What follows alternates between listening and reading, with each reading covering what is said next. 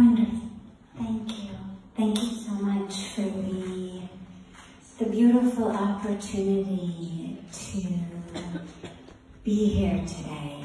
It's such an honor to be here.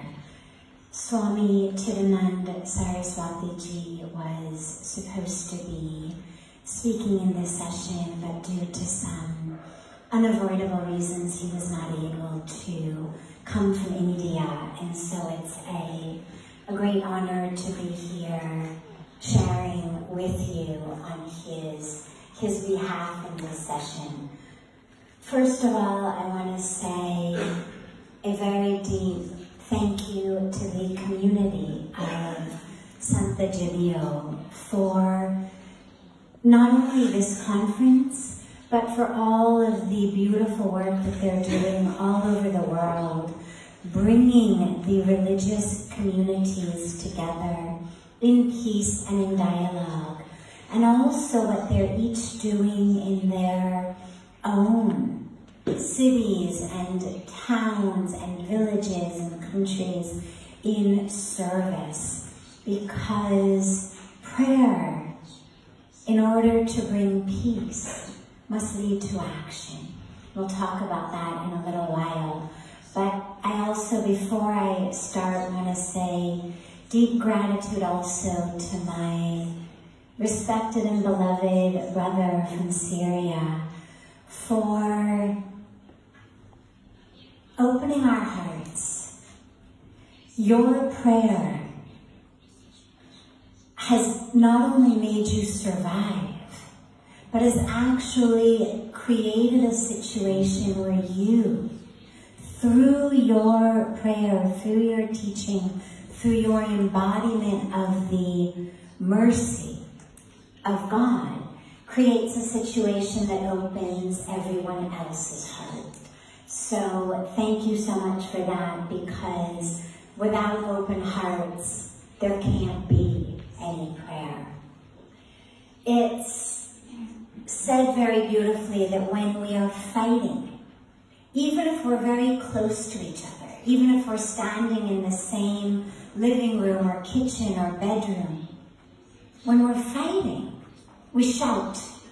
You may be 6 inches from me, 1 foot from me, but we shout.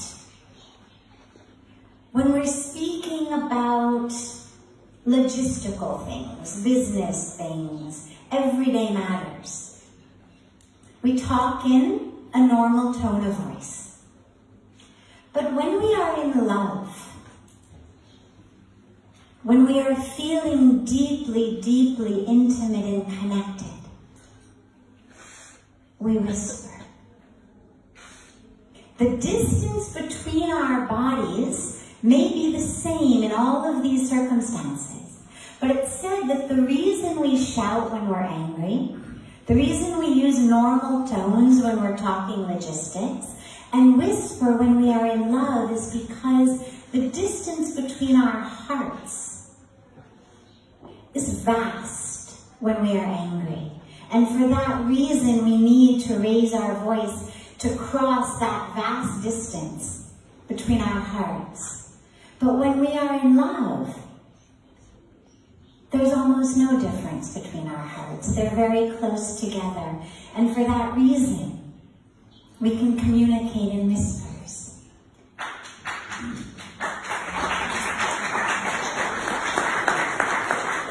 And when we pray, we frequently pray silently, because there's no distance at all between our heart and God. God is in our heart. And so there's no volume at all that's required to cross any distance at all, because God is there. We say, when you speak to God, it's prayer. When God speaks to you, it's meditation. Prayer as a source of peace brings, we know, internal peace. But it brings internal peace in several ways, and I want to just talk quickly about each of them because they each hold very different and important roles in our lives spiritually. We know that it brings us internal peace in the same way that being in the arms of the mother, when a child is playing outside and they fall and hurt themselves and they're crying, and the mother comes and picks them up, their leg may still be bleeding. The bone may still be broken. But in the arms of the mother, or the arms of the father, the tears abate. And so when we pray, it brings us into the arms of God, into the arms of the Divine Mother, the Divine Father, however we conceive of God, however we envision God, however we pray to God. And so of course it brings us peace in the way that being in the arms of the mother or father bring peace to the child. But it also brings us peace because the conflict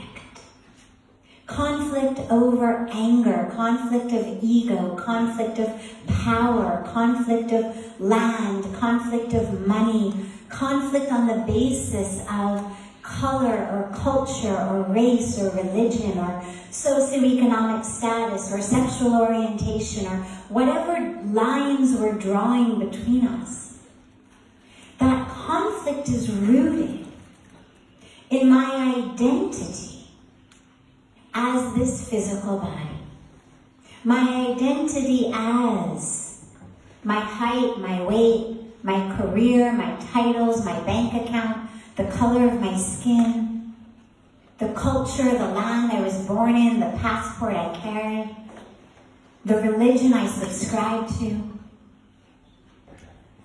But when we pray and connect to God, it takes us into an experience of ourself that isn't our bodies. An experience of the infinite,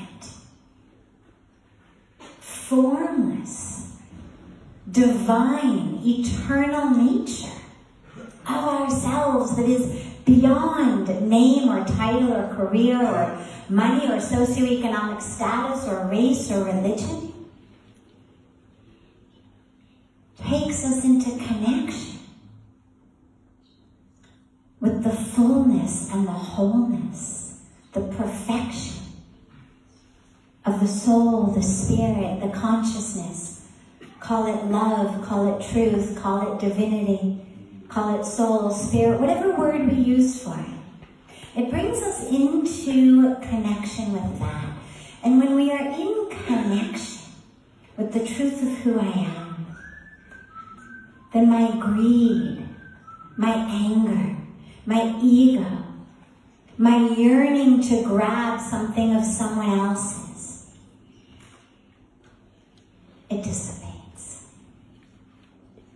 Prayer also connects us, not just to the divine within ourselves, but to the divine in all. In the Hindu tradition, we believe that all of creation is pervaded by the divine. There is no one, nothing, nowhere that is not pervaded by the divine. We've been created, not just by the Creator, but of the Creator. And so when I connect with that within myself, through prayer, I also connect with that in others.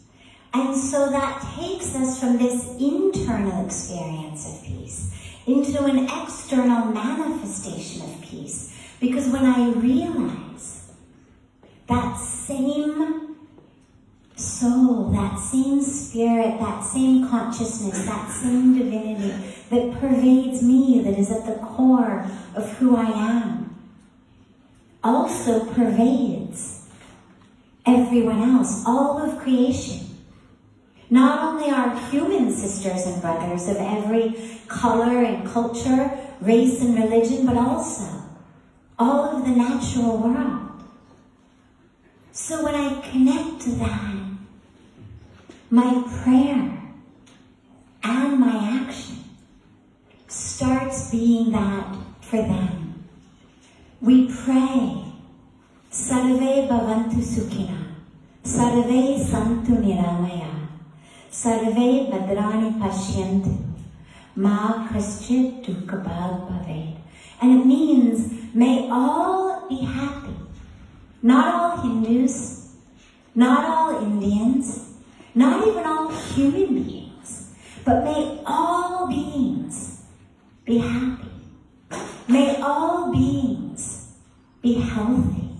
May all attain peace and enlightenment. May no one suffer. So when through my prayer I connect with God, and I then become aware, not just intellectually but experientially, of the presence of God in all of the creation, then A, I'm at peace, and B, I become an agent of peace. Because if God is in all, if myself is in all, then who to harm? Who to cheat? Who to betray? Who to steal from? Who to kill? There's a beautiful teaching in the Vedas that says, Vasudev Kutumbakam. And it means the entire world is a family. And so when we move through the world with that connected through our prayer, then we are in peace. And when we are in peace, we share peace. An air conditioner can only give you cold air. It's all it's got. It's wonderful in July, not so nice in January. A heater can only give you hot air. It's all it's got. When we are in anger, when we are in greed, when we are enmeshed with our egos and violence and separation, that's all we can give. But when we are in peace and in love and in truth and in oneness, that is what we share with the world. It's very important to realize, though, as our respected rabbi mentioned earlier, that prayer is not about, oh God, give me this car, give me this job, make my son get into the university that he wants to go to. That's not the core of prayer. That's not the highest, deepest truth of what prayer is. Sadly, that's what so many people tend to use prayer for. But really what prayer is, oh God, remove from within me the obstacles to thy will. Not let my will be done. Let thy will be done, and remove from me the obstacles to that. Obstacles to that. That's what our highest prayer is. Remove from within me the ignorance. Remove from within me the attachment. Remove from within me the false identification. And allow me to be a tool in your hands. Lastly, I want to conclude with, to me, what's perhaps the most important aspect of prayer, but I only have a minute left, so I'll just share it very quickly, which is action. Our prayer must take us into action. We pray for peace. And that's beautiful, and yes, we should, and yes, it works. And when we stand up from prayer, we must work for peace. We must live for peace. We must do whatever we can, joining our hands together to bring that peace.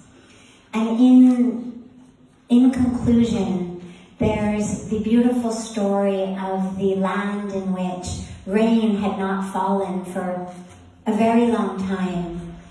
And so they all came together to do a prayer for rain, to bring the rain. And out of hundreds of villagers, one young boy came with an umbrella.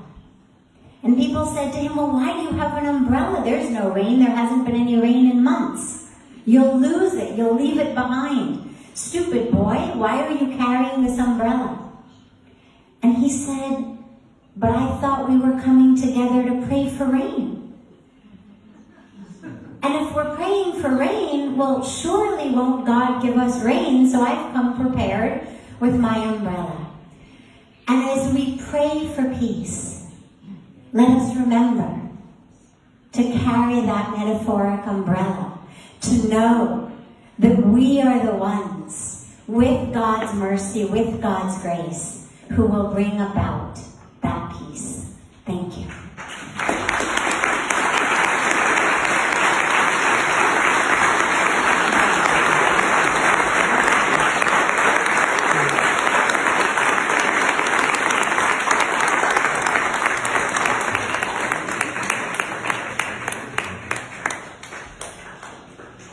Grazie mille signora Sant'Egidio.